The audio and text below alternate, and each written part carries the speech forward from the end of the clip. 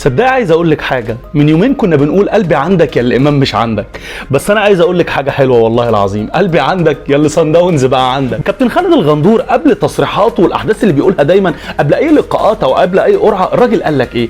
قال لك بمعنى اصح بطوله الكونفدراليه اقوى بمراحل من بطوله افريقيا. طب بطوله افريقيا اثرت معاك؟ احنا عارفين انها مقصره معاك، ان انت معظم الوقت ما بتصعدش من المجموعات، بس تصريحك كان غريب جدا. طب ليه قلت كده؟ قال لك عشان اتحاد العاصمه اللي خسر النادي الاهلي موجود في بطوله الكونفدراليه، من مجموعتك الخداعه يا اهلي. اوعى كل اهلاوي يفكر ان السنه دي سهله وهنصعد والموضوع سهل جدا، لا الموضوع مش سهل خالص. دعودنا النادي الاهلي ان البطوله دي ما بنيجي بناخدها بلس 90، بناخدها بشجار، المجموعات بتبقى احداث كتير جدا زي ما احنا عارفين. السنه اللي فاتت كانت احداث وشجار كبير جدا، متعودين دايما ان صن داونز في مجموعتنا او الهلال في مجموعتنا او الترجي في مجموعتنا. احداث كتير جدا خلال الفتره اللي فاتت، ايجابيات وسلبيات خاصه بالقلعه الحمراء. موسم جميل جدا وهيبتدي ان شاء الله، وهتبقى بطوله ال 12 النادي الاهلي. يلا بينا نبتدي الحلقه مع بعض.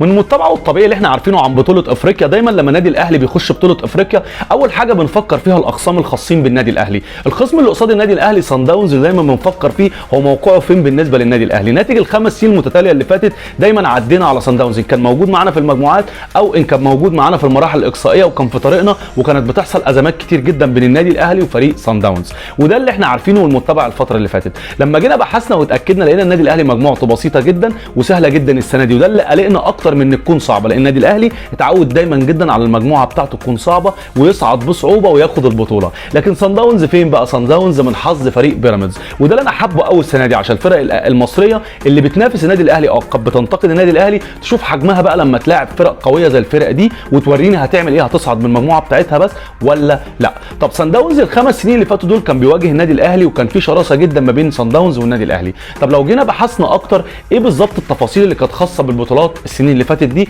مع مجريات لقاءات نادي الاهلي مع نادي صن داونز، لو جينا بحثنا هنتخيل ان احنا الخمس سنين المتتاليه اللي فاتت واجهنا نادي صن داونز ان كان في المجموعات ولا ان كان في المراحل الاقصائيه. لو جينا سردناهم لبعض كده، سنه 2019 كان مع لاسارتي دور الثمانيه، بعد كده في 2020 سنه 2020 كان مع فايلر في دور الثمانيه برضو، لو جينا برضو السنه اللي بعدها اللي هي 2021 كان مع موسيماني في دور الثمانيه برضو. عشان كده لما بنتكلم ونقول صن داونز كان دايما بيواجهنا وبيقابلنا، لا دي حقيقه فعلا كان بتبقى مجموعات ومراحل اقصائيه. لو جينا دخلنا السنه اللي بعدها برضو اللي هي 2022 مع موسيماني كان في دوري المجموعات، لو جينا في السنه بقى اللي بعدها 2023 كان مع كولر في دوري المجموعات. سنين كتير جدا عدت على النادي الاهلي وصن داونز، كان دايما بيواجهوا بعض، ودايما النادي الاهلي بيواجه مشاكل مع فريق صن داونز ده، لان فريق عنيف جدا وقوي، بيلعبنا في ماتشاته في توقيتات صعبه جدا، يلعبك الساعه 3 وطبعا درجه الحراره بتبقى قويه جدا، لعيبه النادي الاهلي بتبقى مجهده، وبيصادفك برضو في توقيتات مباراه صن داونز بالاخص يبقى عندك اصابات كتيره واستبعادات كتيره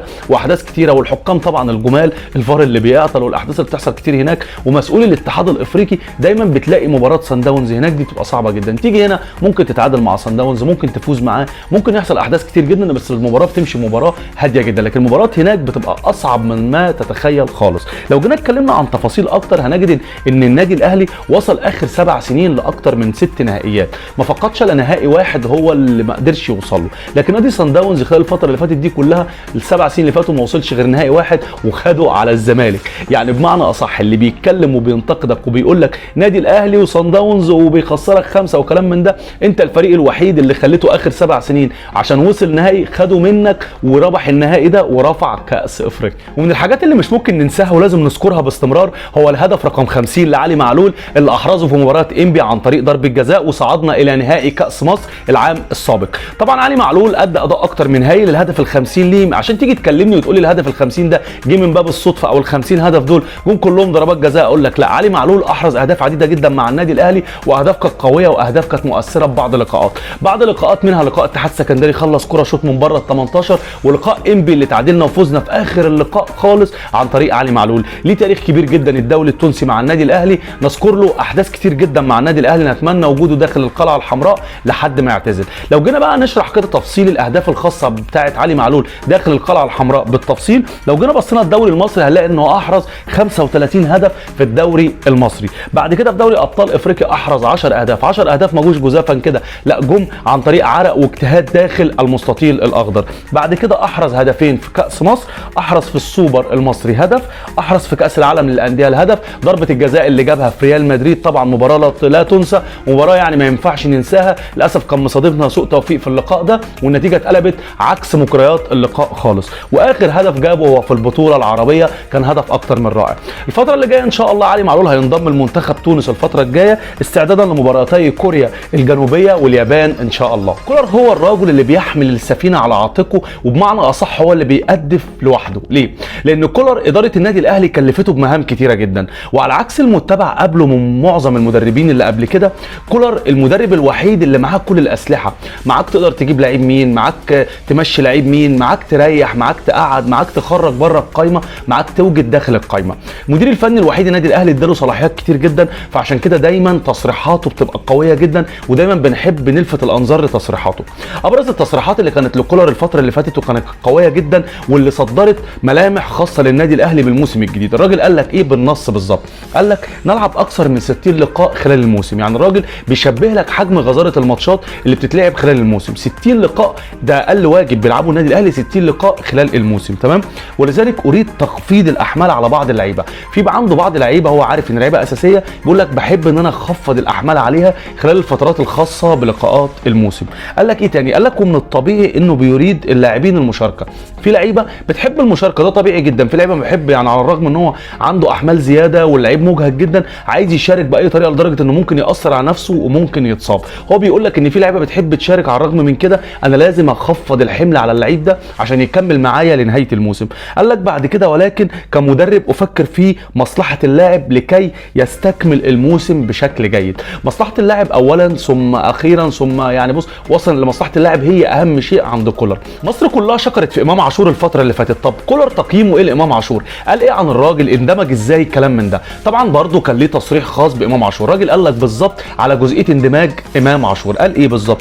قال لك امام عاشور اندمج بشكل سريع جدا داخل الفريق، واجب الا ننسى ان اللعيب ده ظل 4 شهور ما بيلعبش كوره الفتره اللي فاتت وكان مصاب، وده احتاج مننا مجهود كبير جدا عشان نرجعه للفورمه بتاعته. معنى اصح بيقول لك مفيش حاجه بتيجي هباء كده، او معنى اصح اكتر بيقول لك ان اللعيب ده عشان يرجع لفورمته ويظهر بالشكل اللائق ده احتاج مننا مجهود، زي ما هو احتاج من نفسه مجهود ان هو يظهر بشكل لائق ويكون شخصيته قويه داخل الميدان. لا ده احتاج مننا برده مجهود قوي جدا وبرنامج اعداد بدني خاص بمتابعه مني ومتابعه من الدكتور الخاص بفريق النادي الاهلي عشان يوصل للمرحله دي. طب موديست يا عم كولر ايه حكايته معاك؟ موديست ده بيعتبر من اكتر اختياراتك واللي انت اكدت وقلت لا موديست لازم يكون موجود معايا في الفريق، مفيش حاجه اسمها هستنى ليناير. ايه قصته معاك؟ الراجل قال بالتصريح النص كده بالظبط، قال لك موديست اللعيب لسه لم ينسجم مع الفريق وهو يحتاج بالظبط الى بعض من الوقت للتدريب. على الرغم ان انا عملت له برنامج واعداد بدني قوي جدا بس لسه ما دخلش داخل اللقاءات الخاصه بالكره المصريه. زي ما احنا عارفين ان ده لعيب برازيلي، عشان يندمج مع الكره المصريه هيبقى فيه تفاوت بعض الاوقات، بس لازم محتاج وقت كويس عشان يندمج مع الفريق. يعني هو الراجل قصته ان هو متاكد من امكانيات موديست على الرغم من الهدف الجميل اللي هو جابه في مباراه انبي، وكان هدف رائع ان هو استلم الكره وهدى. اي نعم الكره كانت ممكن تطلع بره بس دخلت، بس ده معناه ان هو الراجل كان عنده ثبات انفعالي داخل منطقه الجزاء، ان استلم وهيئ نفسه ولعب الكره في الجون. الراجل قال لك بمعنى اصح لا لعيب اداؤه كويس وانا متاكد من امكانياته، بس فقط بس اللي هو التاقلم مع الفريق. وزي ما عودنا ايضا بينتقد بعض حاجات في بعض اوقات معينه وبيركز وبيسلط الضوء عليها عشان يقول لنا عشان فيما بعد هتعرفوا عواقب الشيء ده، وبياكد دايما يقول لا ده المشكله دي هتحصل فيما بعد. من ضمن المشاكل اللي اتكلم عليها هي مباراه سيمبا التنزاني في بطوله السوبر ليج الافريقي، وقال ان ميعادها غلا يليق خالص بالنسبه للمنافسات ومواجهات النادي الاهلي، وقال لك كمان ان في اللحظه دي هيبقى استدعاء خاص بالمنتخب ولاعيبه كتير جدا من الفرقه عندي هتروح للمنتخب ناتج المشكله اللي حصلت الاخيره بتاعه مباراه تونس. ففي اللحظه دي هتواجهنا انا بعض مشاكل كتيره جدا، فالبطوله دي مش هتبقى بناءه بالنسبه لي، هتبقى مشكله وعقبه قدامي، لان الجمهور النادي الاهلي لا يرحم الخاسر. عشان كده انا جيت عشان افوز بكل البطولات مع جمهور النادي الاهلي. لو جينا بقى تحدثنا عن النادي الاهلي الفتره دي، ايه الحاجات الايجابيه الخاصه بالنادي الاهلي وايه الحاجات السلبيه اللي موجوده داخل القلعه الحمراء حاليا؟ الحاجات السلبيه اللي موجوده داخل النادي الاهلي هي العرضيات. لو جينا ركزنا في المباريات اللي لعبها محمود كهربا، كانت العرضيات جميله جدا وبتلعب اكتر من عرضيه لدرجه ان محمود كهربا احرز هدف من عرضيه.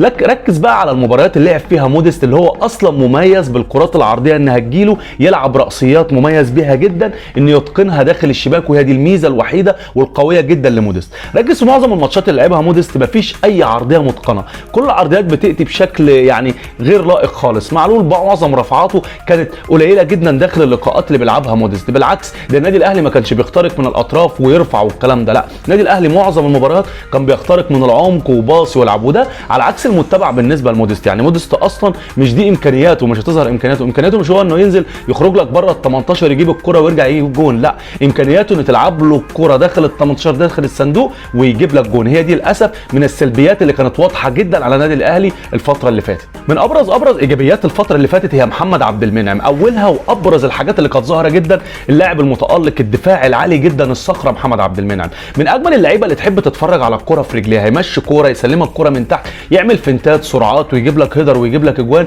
لعيب متكامل بمعنى اصح، اعلى كواليتي في الدوري المصري للعيب واعلى كواليتي مدافع في الدوري المصري يكاد في العالم الفتره دي بدون يعني مجازفه او بدون اطاله في الحديث. ولكن محمد عبد المنعم بيعمل طفره جدا في الدفاع، بيسلمك كوره بيلعب لك بيبتدي الهجمه من الخلف خالص، لعيب هايل جدا. وعندك كمان مروان عطيه من الفترات الجميله الفتره دي، استحواذ على الكوره داخل منطقه اللي يعتبر وسط الملعب، استحواذ هايل جدا، لعيب خفاش مع كل كوره اداء اكتر من هايل ومستوى ثابت. والثاني اقوى الايجابيات داخل النادي الاهلي هو امام عاشور.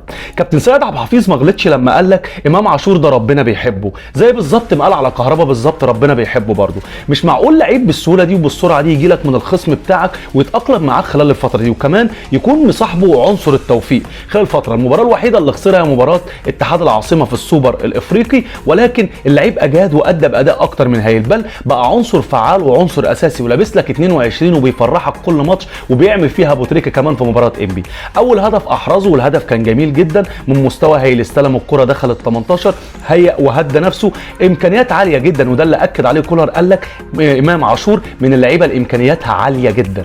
جينا بقى لثالث عنصر من العناصر الايجابيه داخل القلعه الحمراء النادي الاهلي، واللي كان صداها كولر هو اللي تسبب في ان الشيء الايجابي الثالث ده يحصل داخل القلعه الحمراء، وهو تحول مجدي قفشه للاداء الهائل والتطور الملحوظ جدا خلال الفتره اللي احنا موجودين فيها دلوقتي. ليه؟ اللعيب معنى اصح بايجاز كده جاب له بمعنى اصح كريم نيدفيد في نص الملعب، وجاب له امام عاشور وبقى يشارك كوكا، فساعتها قفشه قال لك بس ده مركزي كده، الموضوع كده زاد في وسط الملعب والموضوع خلاص بقى فيه لعيبه كتير جدا وبدايل، فابتدى في اللحظه دي الراجل يشد على نفسه وابتدى يقرص على نفسه. فاول اكتر من هايل، اخر جون جايبه قفشه وكان فاول تمركز هايل جدا. الجون ده فكرنا بالجون اللي جابه مع بيراميدز في اول موسم بيراميدز، كان حصل فيه تطور وشارك في الدوري المصري وغير من الاسيوطي لبيراميدز، ساعتها كان قفشه جاب اول جون في الدوري بنفس الطريقه دي. تحول هايل جدا في قصه قفشه ومركزه، تحول هايل جدا في طريقه باص وابتدى يركز قبل ما يباصي، التصويبات ما بقتش ضعيفه زي ما كانت ضعيفه، لا بقى يركز ويباصي باصات هايله جدا، تحول هايل جدا نشكر كولر عليه. جينا بقى لفقره النقاد، فقره النقاد اللي اغلبها معظم الناس اللي بتنتقد معظم الفرق وابتدي يدلل ويوضح ان دي فرقه ضعيفه او فرقه قويه او ده يجي هنا وده يجي يمين وشمال وكلام من ده. امثالهم كابتن احمد دودار، عامل فيلسوف ومخترع وعالم ذره الفتره دي، ما بيتكلمش الا على النادي الاهلي، ينتقد بس في النادي الاهلي. حتى من ابرز التصريحات اللي كانت اخيره ليه دلوقتي قال لك ايه؟ قال لك احمد اوفا اللي هو لاعب نادي انبي احسن مليون مره من موديست. حضرتك جبت التصريح ده بناء على ايه او وضحت بناء على ايه؟ لعيب برازيلي ولاعيب هايل جدا، خبرات سابقه جدا، وده لعيب الخاص اللي انت بتقارنه بيه، لعيب خاص بنادي انبي وفيرود لسه صغير في السن، وبتقول ان احسن من موديست مليون مره. حضرتك قيمت الكلام ده على ايه؟ بيقول لك كمان ايه؟ بيقول لك ان انا اقدر احكم على اللعيب من ماتش واحد، مفيش حاجه اسمها كده يا كابتن في كره القدم. موديست الراجل لسه ما تاقلمش مع اللعيبه الخاصه بالنادي الاهلي، وما ينفعش تحكم على لعيب زي ده من خلال ماتش او ماتشين، مفيش حاجه اسمها ماتش او ماتشين، ممكن سوء توفيق يكون مواجهه في ماتش والماتش اللي بعده يؤدي، بدليل انه في مباراه انبي احرز هدف وجاب هدف وخلاص، ساهم مع فرقته في المجريات او معطيات اللقاء وادى اللي عليه، مش مطلوب منه اكتر من انه يجيب هدف ويكون محطه كويسه، وهو ده اللي عمله موديست. وبكده تكون نهايه الحلقه معانا النهارده، اتمنى تكون الحلقه عجبتكم واستمتعتوا، اتمنى نعمل لايك للحلقه دي ونعمل اشتراك في القناه ونفعل زر الجرس بحيث نجيلكم كل جديد، وشكرا لمتابعتكم لينا قناه ابراهيم مش فايق.